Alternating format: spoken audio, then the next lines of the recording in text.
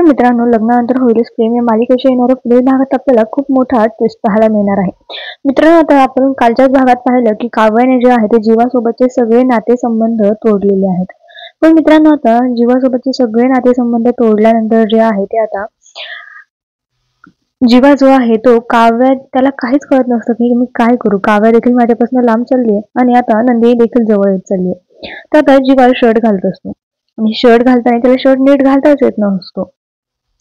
तर आता शर्ट नीट घालता येत नसल्यामुळे जे आहे ते आता जीवा खूप तडफड करत असतो की कसं मी शर्ट घालू वगैरे वगैरे. तर तितक्यात तिकडून आता नंदिनी येते. आता नंदिनी जीवाला शर्ट घालायला मदत करू लागते. पण मित्रांनो, दोघेही लाजत असतात.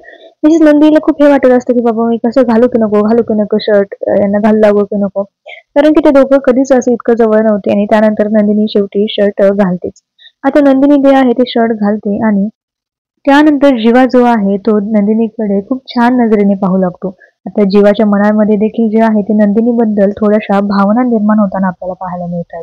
तर मित्रांनो, आता जीवा जो आहे तो नंदिनीकडे बघतच राहतो आणि नंदिनी देखील जीवाकडे बघतच राहते.